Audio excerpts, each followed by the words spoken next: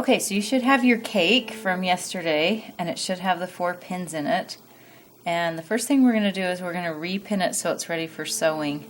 So I'm going to take this pin out and I'm going to back it up, and so the head of it is hanging off of each corner.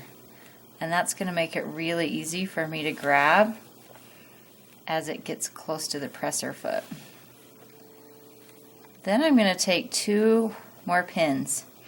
And with 2 more pins, I'm going to go to any side, it doesn't matter, and I'm going to come here in the middle and I'm going to split the difference. So this would be the middle, and I'm going to go a couple of inches to each side, and I'm going to stick in a pin.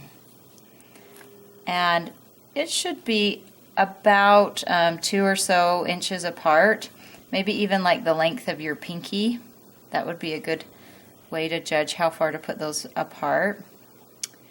Alright, so then it's ready to be sewn. So you've threaded up your sewing machine, and then you're going to start right here on this pin, and then you're going to sew all the way around, pivoting in the corners, and end at this pin, and this is going to be left open. So I'm going to sew at 5/8 again, so my edge of my fabric is lined up with my 5/8 fraction. And I'm going to put the presser down so it's right over the pin, and then I'm going to take the pin out and put it in my pin cushion. So I'm going to sew forward a couple of stitches and then sew back. And then I'm just going to head on straight down, keeping these 3 layers of the cake together. As I get close to this pin, take it out. Okay, I'm looking for that little tiny lip of silver. I see it right there. So needle goes down, presser foot goes up, 1/4 of a turn, and that lines me up to 5/8 again. So I'm just going to keep my hands back here, but this allows me to control. And I've got all 3 layers of the cake together. And I'm approaching this pin again, so I'm going to take it out. I'm going to look for the lip of silver there and pivot turn.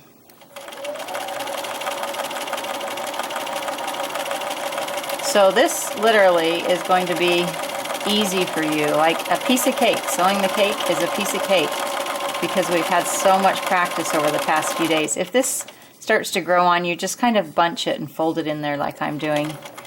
Take your pin out, lip of silver, needle down, presser foot up, 1/4 of a turn.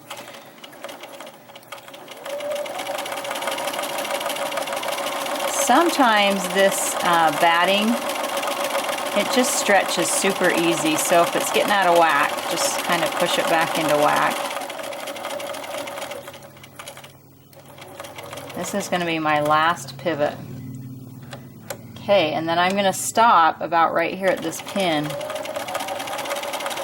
So I'm going to go really close to where that pin is, take it out, do a little bit of back stitching, lift up my presser foot, and pull this out. Okay, so this is what it should look like. There's the front side, there's the back side. So you can see it's 5/8 of an inch from the edge all the way around. Now I'm going to grab my scissors and I'm going to trim my little tails here. And then I have to do what's called clip the corner. So you're going to come over here to the corner and you're not going to cut your stitching, but you're going to clip straight across here like this. So see how close that is to the stitching, but it's not getting the stitching, and that's going to help it turn right side out better. So maybe come like about 1/4 of an inch away or 1/8 of an inch away and cut straight across to make sure you don't get it on either side. If you get it, you have to put it back under your sewing machine and re-sew that corner. Okay, so now all the corners are clipped and my sewing's still intact.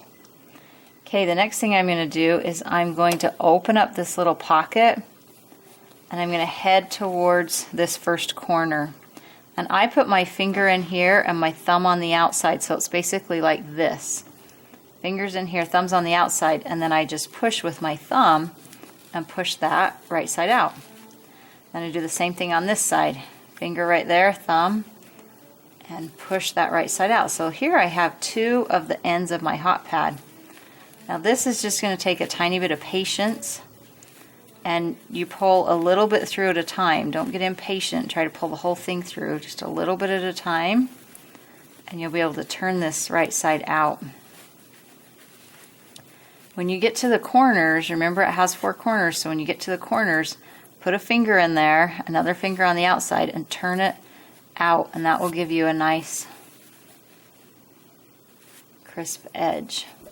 There you go.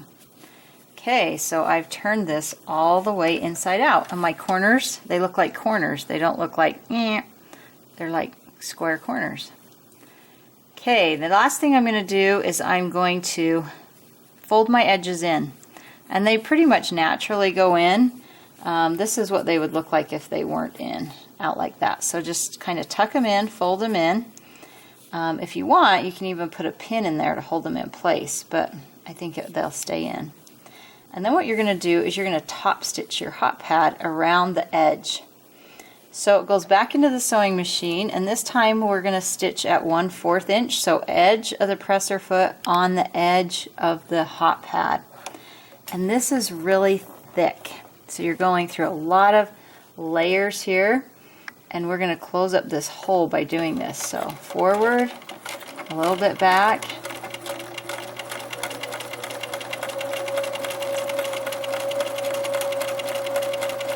okay, as I get close to that pin, I would take it out. Now one thing we haven't really talked about is where to stop when you want to do a 1/4 inch turn. So I'm going to keep going until basically this is just at the edge of the presser foot. And then if it's at the just front edge of the presser foot, if you put the needle down and give it a 1/4 of a turn, it'll match up.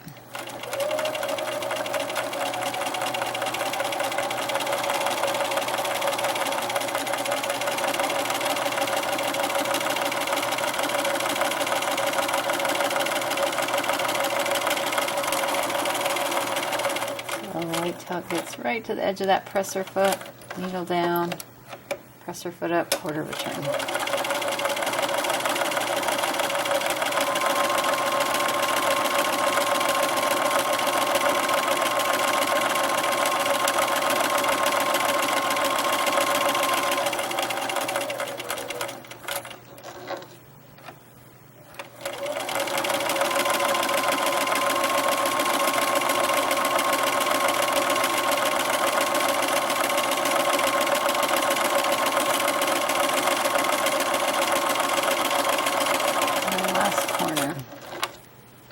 And then I'm just going to match that line back up. So pull your threads back. And then just match it up. And run over that exact same line and back stitch a little bit. And then pull it out of your machine and clip your threads. So you're going to trim these nice and tight. And then this is your hot pad that you could use to take something out of the oven, or if you had a really hot casserole, you could put it on your table and then put this on top of it. But this whole area right here is for you to be creative and decorate. It's like a artist canvas. So anyway, probably tomorrow you'll get to do that, and you can just do whatever you want in here. I can't wait to see it. Great.